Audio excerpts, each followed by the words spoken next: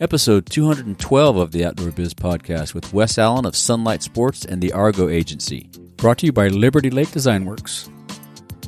When I'm looking for an innovative marketing approach, packaging design, catalog, and web development, I call outdoor industry veteran Marty Heister at Liberty Lake Design Works. Marty has gathered a team of experienced outdoor industry freelancers providing expertise across a broad range of marketing services. Visit Liberty Lake Design Works to discover how collaborating today's technologies with talented teams delivers brand success. He grew up on a ranch outside Cody, Wyoming, currently the principal at Sunlight Sports, co-founder of the Argo Agency, and former president of Grassroots Outdoor Alliance, Wes Allen. Hey, Wes, welcome to the show. Thanks, Rick. I'm really, I'm kind of flattered to be here. How are you doing this morning? I'm doing great. I'm flattered to have you on. It's good to catch up with you. We don't catch up that much at OR and whatnot, but it'll be a great conversation this morning. Yeah, it will be. We must run in slightly different circles. Yeah, it could be. Yeah, well, and that shows, you know how it is. I mean, we all get so busy and whatnot, but yeah. So let's start off with how you got introduced to the outdoors. How'd that happen? Well, I grew up here in Wyoming, and I actually grew up on a relatively large cattle ranch. So from the time I was a little kid, being outdoors and going out kind of into the mountains was just part of life. Like that was my dad's job.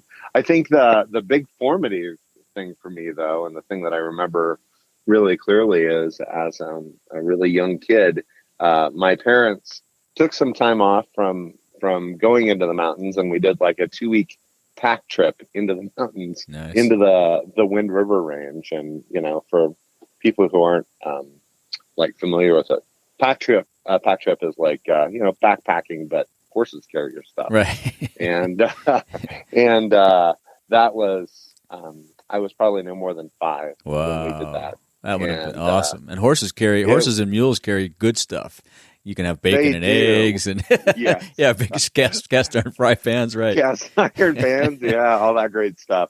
And it was a great trip. I remember I have a one crystal clear memory of that trip, sitting out on a little peninsula in a lake in the winds with one of my parents' friends, and the sun was just going down, and him telling me to be quiet and turning around and watching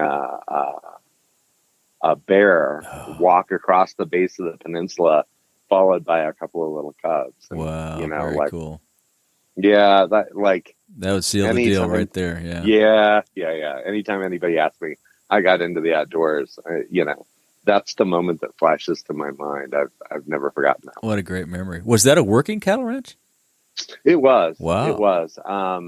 So we had cattle and sheep, and relatively large numbers of both, kind of separate herds scattered through both the Absaroka Mountains that are kind of the eastern boundary of Yellowstone, and the Bighorn Mountains, which are in north central Wyoming, and the ranch was in between the two. Oh, cool.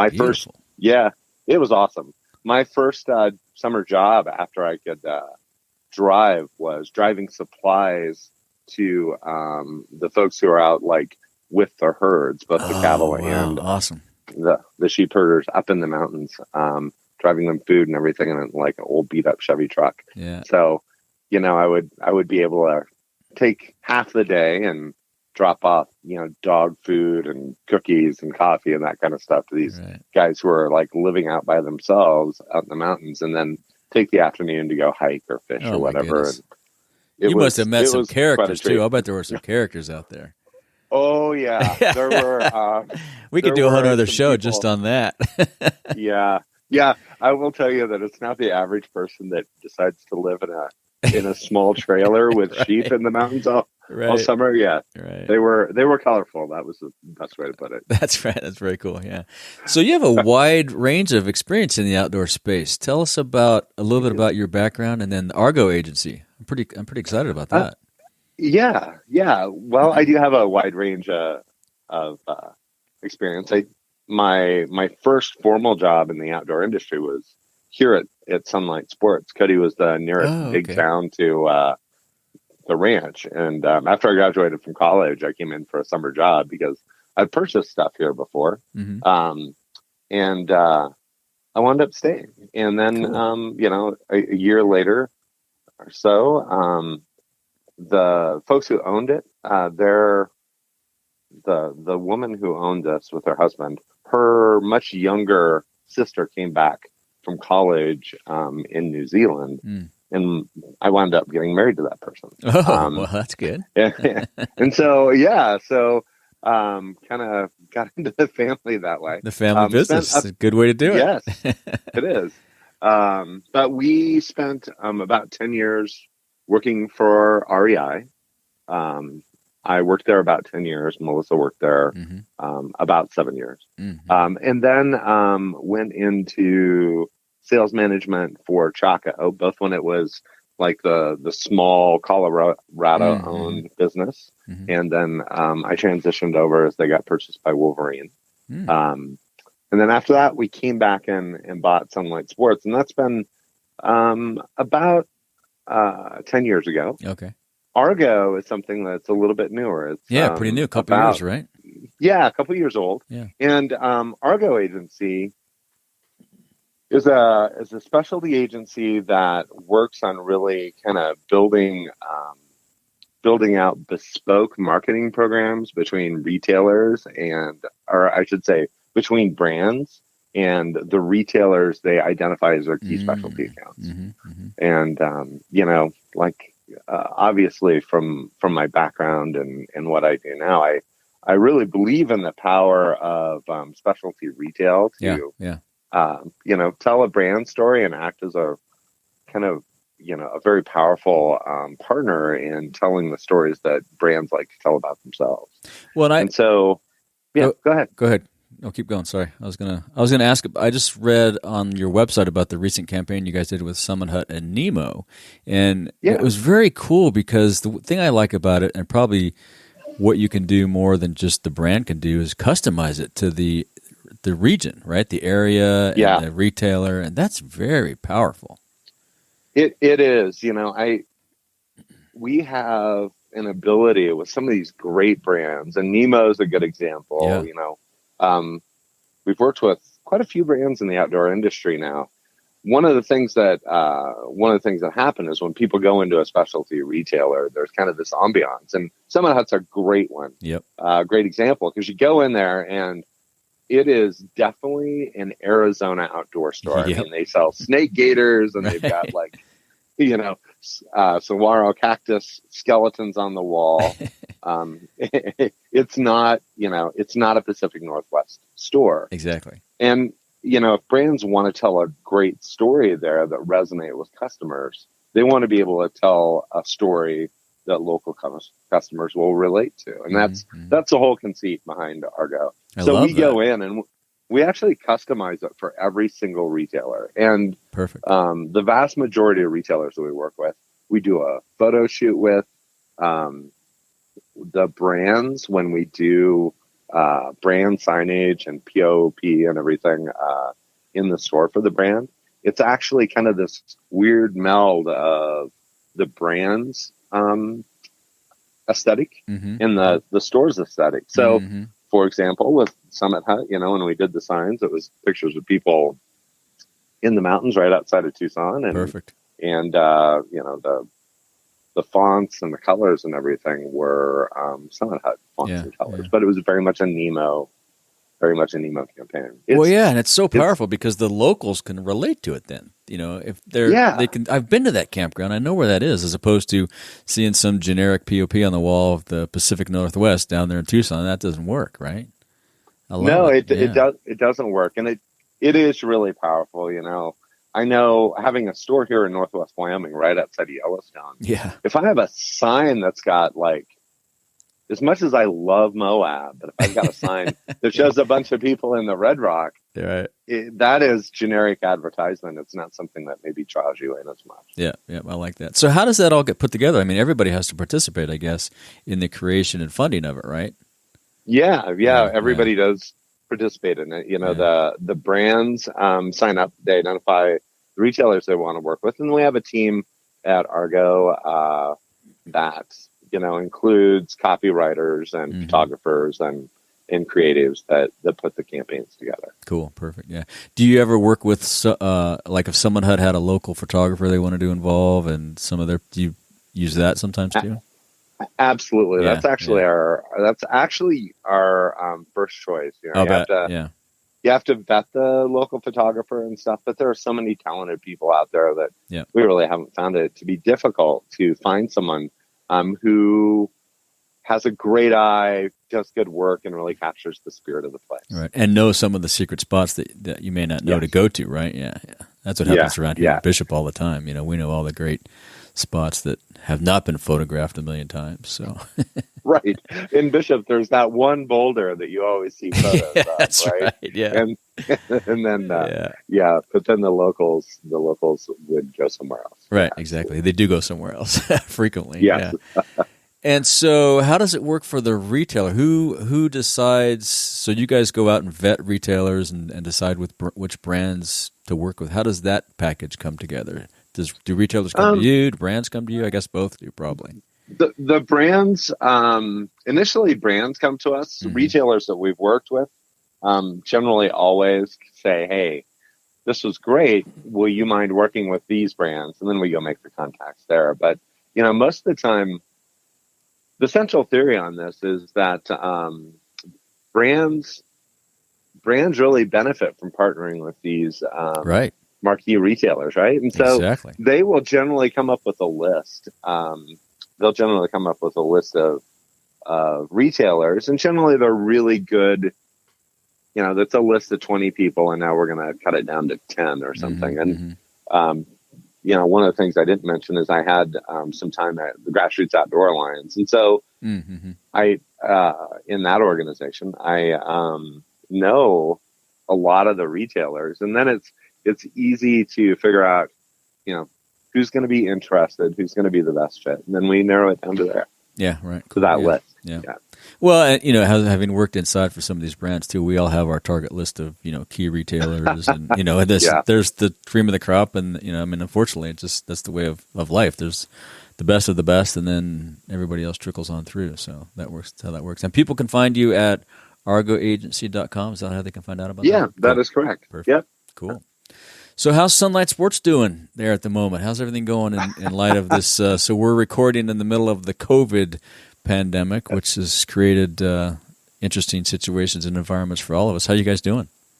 Well, it's remarkably quiet in the store because we like many shops, have been forced to shut down. We're not open now, and you know, we're in Wyoming, which has had a relatively relaxed response to the COVID thing. You're the only guys that keep popping up on the map with no deaths. Congratulations. Well, yeah. It's you know, it's a function of being the least populated state in the union too. Right. There's slightly less people that live here than live in Cincinnati. That's true. So. I was going to say something about that, but you know, our county has asked for everybody to, you know, kind of shelter in place and not have non-essential retail open. So it's very quiet. The phone is ringing a lot, and you know, we're in a small town. It's 10,000 people, right? And we're pretty tightly knit in with our community. So, you know, I would tell you, not being able to open our doors is a huge problem for the business. But I'm an optimistic realist as we're kind of moving forward into what's going to happen. And you know, I think there are so many variables that nobody knows what's going to happen. For Sunlight Sports, we're fortunate in having a community that's been so supportive of us. If, you know, specialty retail is going to succeed coming out of this, I think Sunlight has as good a chance as just about anybody. Yeah. Yeah, I think if you have a strong connection to the community, and thus you'll have a strong connection to the greater community, because people, as much as we travel these days, I think you're right. And the specialty part of specialty, I think I commented on somebody's post the other day on LinkedIn. It's a good opportunity for those of us in the specialty outdoor space to bring back the specialty notion, right? We are unique. We are special. You know, we have certain talents and knowledge and skills that others don't. So we need to leverage that moving forward, my opinion. But Yeah, I absolutely agree. Coming out of this, consumers are going to pick and choose winners and losers, right? Yeah. And it's not lost, I think, on any of us, right, in the industry that a really lively conversation 6 months ago was the fact that the U.S. was over retailed. A lot of brands were over distributed, and a lot of retailers were overextended. Mm-hmm. I don't think anybody wanted to address those issues in the way we're looking to address them here in the next couple of months, right? But those two things are related, and I think I do believe that specialty can come out of this very strong as people think more carefully about where they're going to spend their money on the other side of this thing.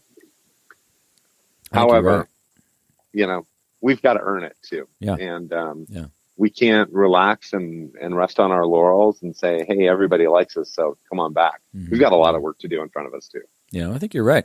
And I think there's some other, you and I, excuse me, have been commenting on a couple of LinkedIn posts. A couple of weeks ago, somebody posted something about the alarm bells ringing for outdoor industry, and many think, myself included, that there's some headwinds before this pandemic, which is what you just spoke about, that we're going to have to address. So as we move through this, are you hearing anything in the last week or two when as we do come out of this, that's inspiring to you? That's, good tactics, good strategies?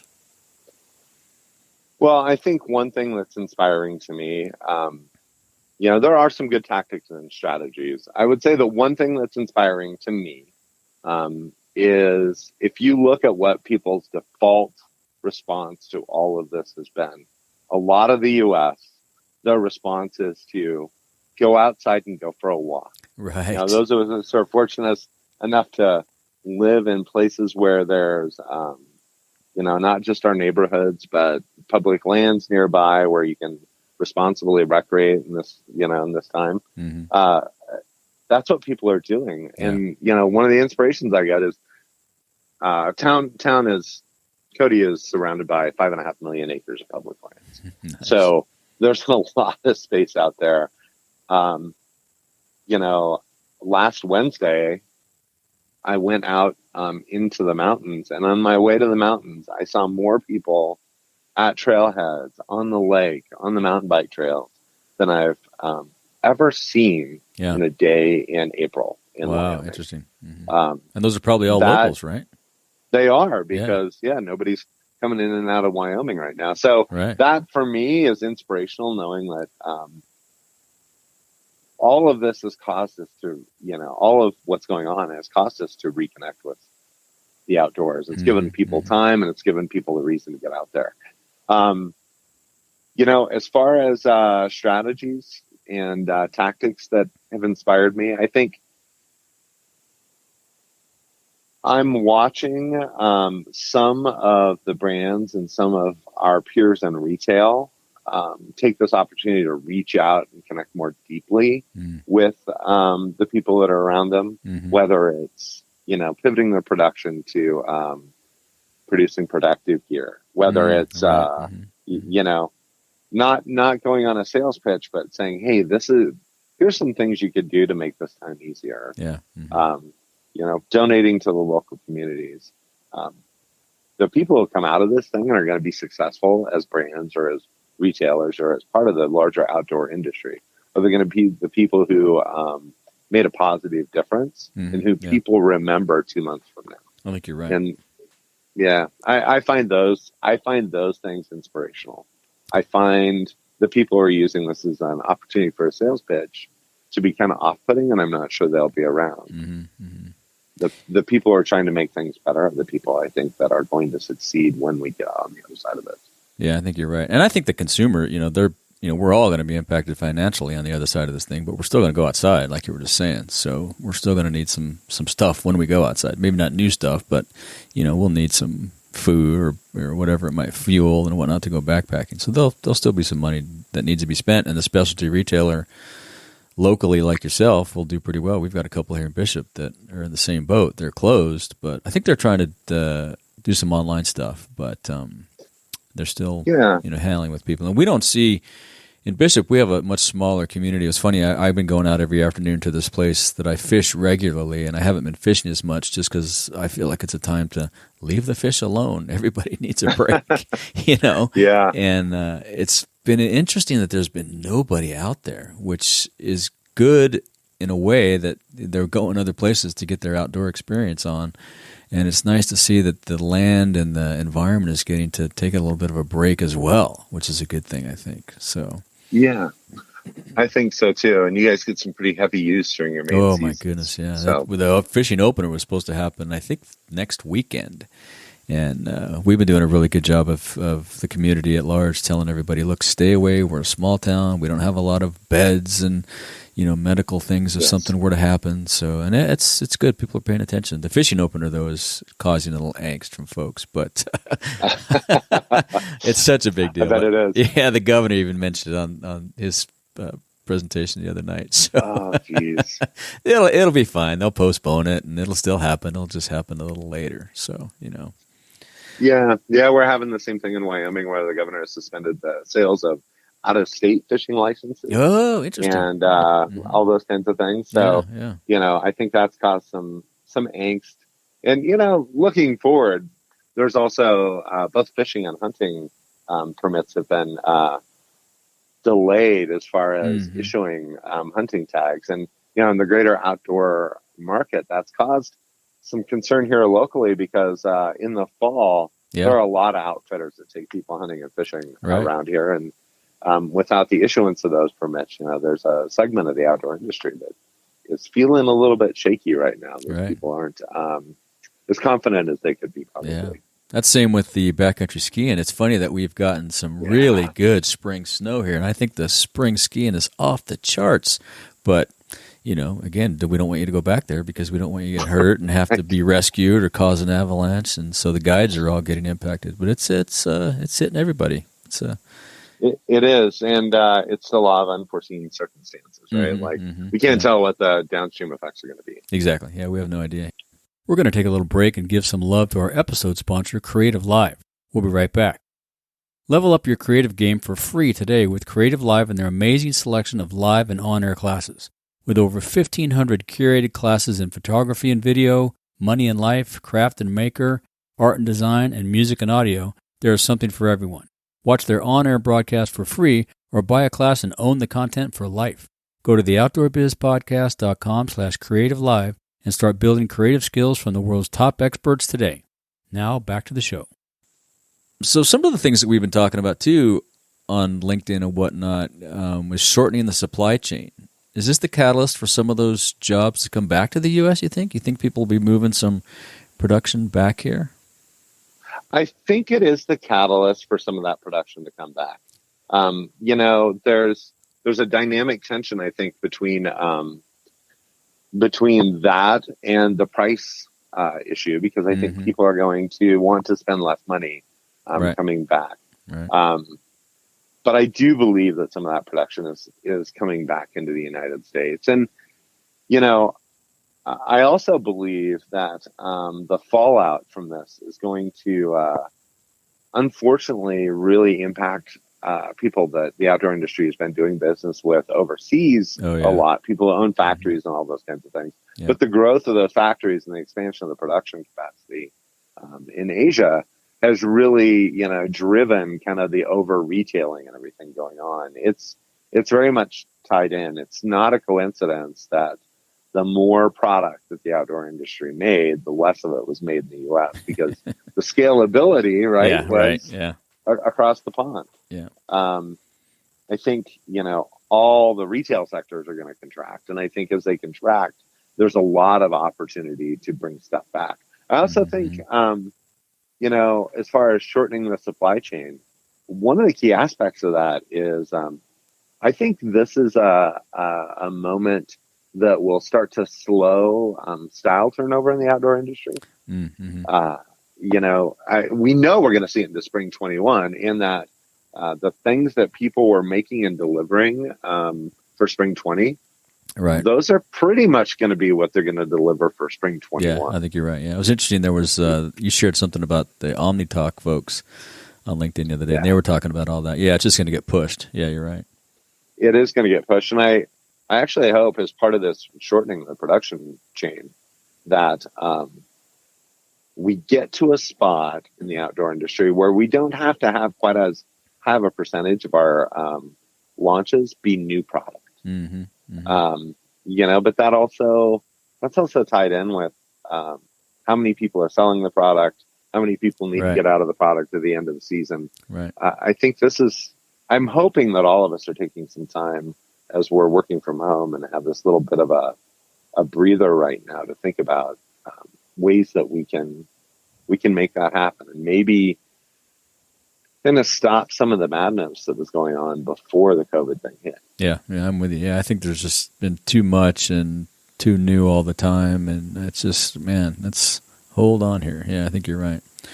And what about trade shows? What do you think is going to happen in the future of trade shows? They've been, they've had some significant headwinds lately, and now that, this is keeping everybody from traveling, and who knows how people are going to want to travel moving forward. I've been hearing a lot of folks, big sports guy, so people are questioning whether you're going to want to sit right next to some guy at a baseball game moving forward that you don't know. Right. Maybe not. So I think that'll impact trade shows in a unique way. I think it will impact trade shows in a really remarkable way. As we chat, Rick, there are multiple companies that are spending all day pitching virtual trade shows and online showings and those kinds of things. And yep. I think we are going to move more that way. I think the longer this goes on and the higher the impact is in terms of lives lost and people getting sick and the economic impact of this thing, especially between now and a vaccine being rolled out. Right. The less likely that the big 30,000 person trade show is going to be, because there's just going to be a lot of people who are, spending weeks at home right now watching the news and seeing what's going on. Those people are going to be rightfully resistant to going into a big a trade show, right? And spending the time there. You and I have probably been to, I don't even want to say, but if combined we're let's not count those 5 or 90 trade shows. Oh, right? At least, yeah, right. Yeah, of the big ones. Right. If we think back on it, there's always times that you go, oh, I got the trade show crud. Mm-hmm. Yeah, exactly. Yeah.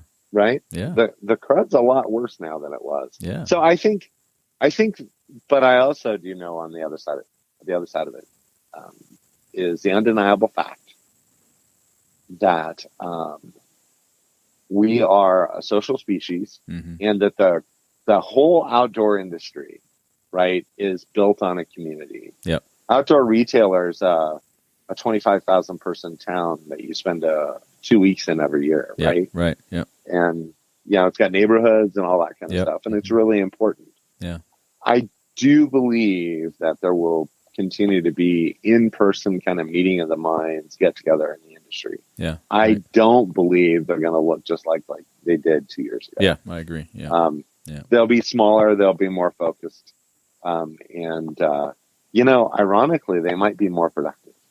Well, they might be a lot more productive, and I think less focused on the gear and maybe more focused on the strategy and the relationships, right? Because I think one of the things that's inspiring me, I was talking to a couple people this week about the future, how trade shows are maybe not going to be the place to go do the showing of the product. That could be done virtually online. There's a buddy of mine's a photographer, and he's just got signing contracts and stuff to do all these huge, virtual video recordings for these people that are technical products, medical products, all kinds of stuff that they're just not going to travel anymore. So you can do it all online. And I think this is also improving the tools we have to use to do this virtual stuff, right? Zoom has exploded. Everybody's on Zoom right now.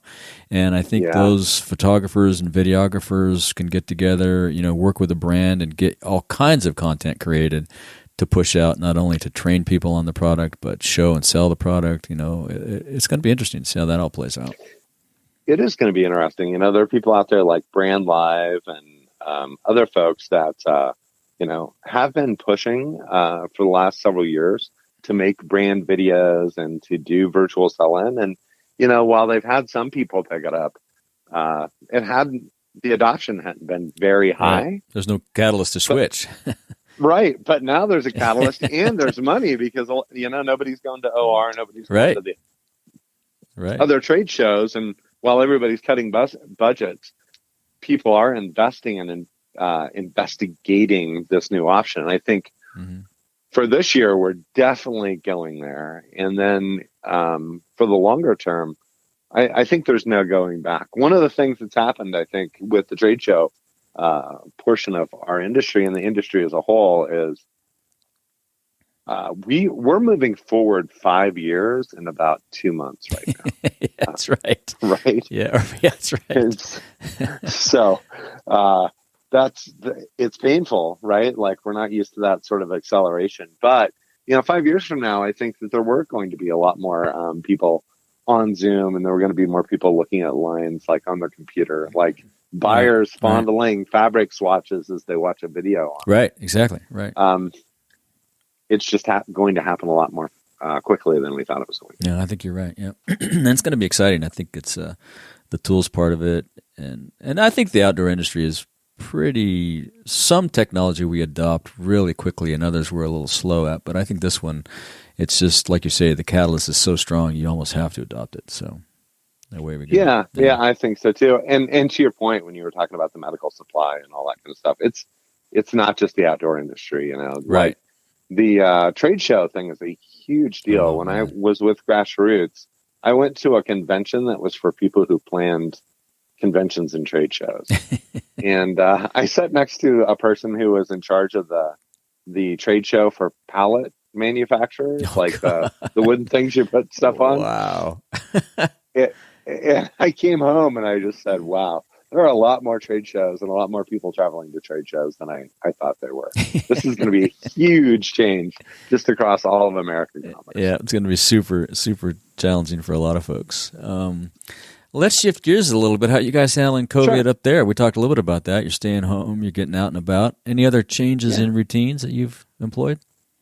Well, there's been some very positive changes. I think like everybody else, we've had the chance to cook at home and spend time as a family more. And one of the things I love to do is I do love to cook. And so that's been a very positive and kind of centering thing. Our morning routines are much less rushed. We get up at a more reasonable hour and have breakfast together. And almost every day. What are some of the things you cook? What's your favorite thing to cook? Oh, I would say that the thing that I love to cook the most is paella. Oh man, after my own heart. My grandfather was from Spain. He made the best paella. Oh, really? Yeah. I love Spanish cuisine as a whole. The process of making paella and kind of the gathering in the kitchen and kind of some of the fiddly little parts and having a glass of wine. It's as much a social occasion. Oh, completely. As it is. Yeah, exactly. Right? Yeah. So it's fantastic. You'll never guess what we're going to have tonight. Paella. I'm going to jump on a plane. I'll be there. Okay. Yeah, come on over. Yeah. I hear there's lots of seats available. Yeah, right. Exactly. It'd be easy to get in. Yeah. No, I still have the family chorizo recipe. So, you do? Yeah. So I haven't made it in a while. I mean, that's a good thing. I should do that right now while it's quiet. But it's fabulous. Yeah. I haven't made paella yet, but I got the sausage making down. So there you go. Yeah, that's fantastic. You should take that opportunity, and I'll be on a plane over to Bishop. All right, cool. I'll make a bunch up and send you a few, and you can let me know what you think. Yeah. That sounds great. You're still getting outside. I heard you mentioned you fly fish. What other activities are you doing? Hiking right obviously. Now. Hiking a lot. It's much like you, and I think the environments in Cody and Bishop are pretty similar. We're in the Northern Rockies. Yes. It's a little bit of mud season right now. So, hiking and fly fishing are the two that are really available. Cut back on the skiing and all that kind of stuff. Although my Nordic stuff I have been putting to good use. Oh, cool. As part of my routine, I've been trying to get out for hour or two every day. I think, same. Yeah. Just to clear the mind a little bit and everything. Yeah. Exactly, yeah. And do you have any suggestions or advice for folks wanting to get into the outdoor adventure biz or grow their career if they're already in the biz? Yeah, I think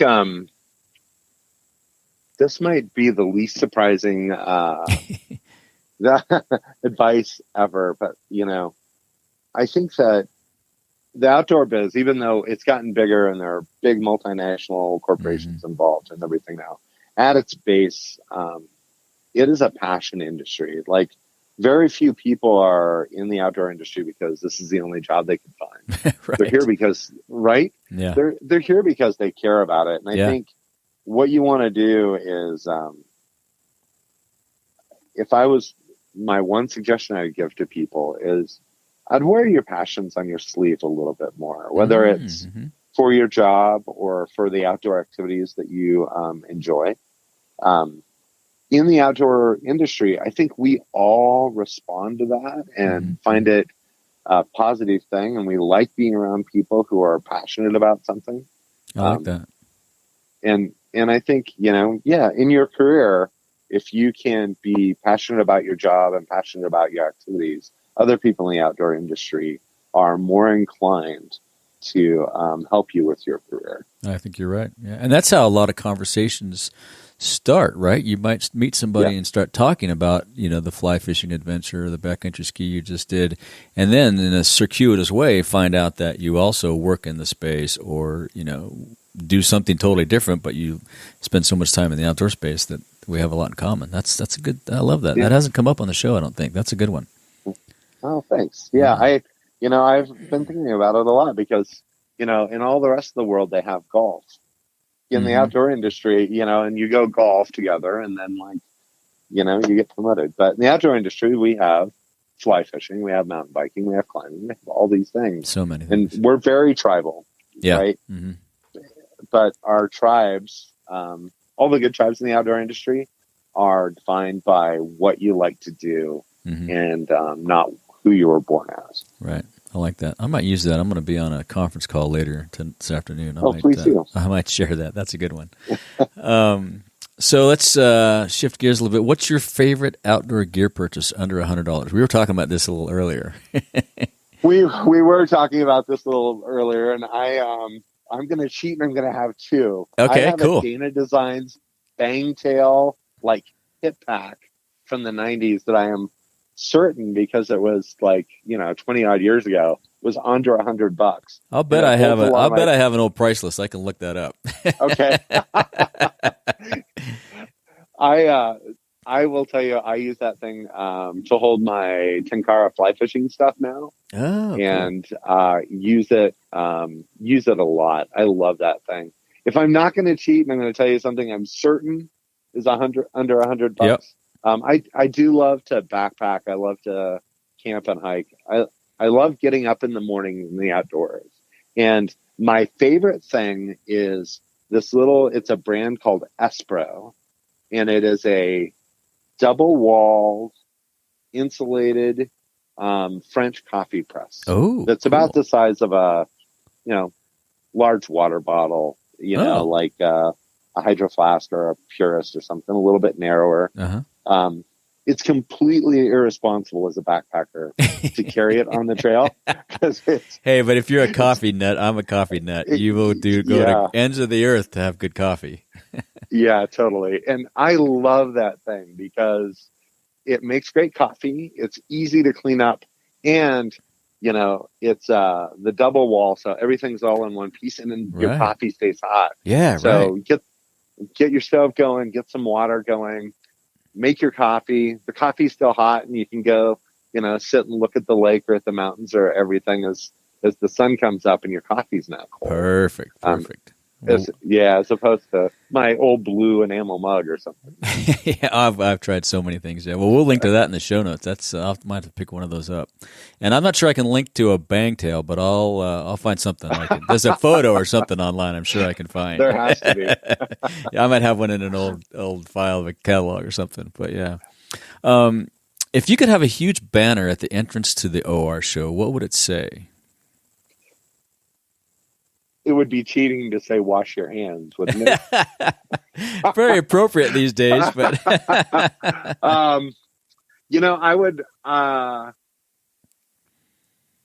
would put on the banner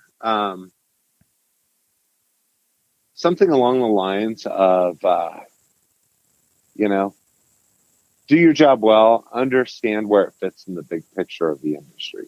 I like it. Because I think, there's a whole, when the outdoor industry is working well, there's an ecosystem that's super productive, that there's room for kind of everybody in, like specialty people and big box and online and the direct to consumer folks, brand marketers and people who run, pro deal sites and all that kind of stuff.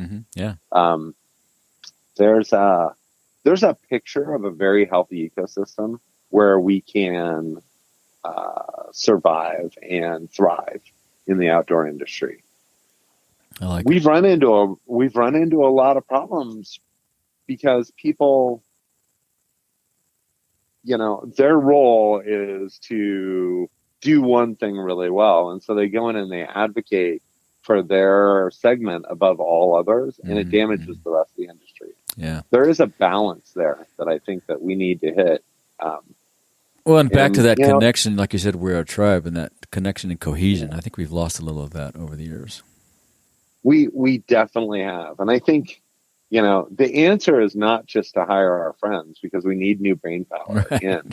But, I think it's a leadership issue for all of us in the industry. And I think if there's going to be anything positive about COVID and the show environment and everything else that we've talked about, Rick, I think there's this opportunity. And again, I'm an optimist. I like it. Yeah.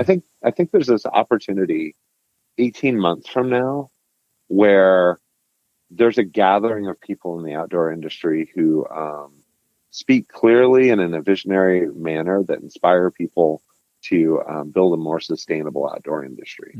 This is an opportunity for us to really reset and be healthier coming out of the other side of this, because there were a lot of parts of the industry that weren't healthy 6, 9, 12 months ago. Right. Yeah. Well, like you say, we've been, bumping up against these headwinds, and this is forced upon us to deal with it. We've been sweeping them under the rug and kind of ignoring them and waiting for somebody else to fix it. And it's like, no. This is us. We got to do it. Then we can do it together. Yeah.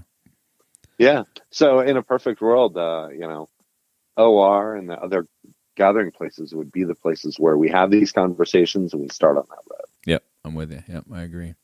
And if people want to reach out to you, what's the best way to follow up if they have any questions or just want to chat or pick your brain? Or we mentioned Argo, maybe they might want to hire you. Yeah. Well, that would be great. Yeah. I'm pretty easy to find on LinkedIn. And so people can find me there. That's a good place to connect with me. Yep. And I'm more than happy to just give out my work email. It's super easy. It's wes@sunlightsports.com. Awesome. All right. We'll put those two links in the show notes too. That's great. Well, it's been great catching up with you, Wes. I've enjoyed the conversation. The enjoyment has been mutual. This has been super fun, Rick. Thank you for having me on. We'll have to make it a point to do it face to face at the next show. That sounds But great. Keep our distance. I would love that. Yes. Beers 6 feet apart. There you go. Exactly. Yeah. All right. Well, I appreciate the time. Have a good day. Thanks. Yeah, you too, Rick. Thank you for listening. If you want more of the Outdoor Biz Podcast, be sure and subscribe on Apple Podcasts, Google Podcasts, Spotify, Pandora, Stitcher, wherever you get your podcast. Be sure and go to the outdoorbizpodcast.com where you find all the episodes, show notes, and much, much more. Have a great week and be sure to get outside.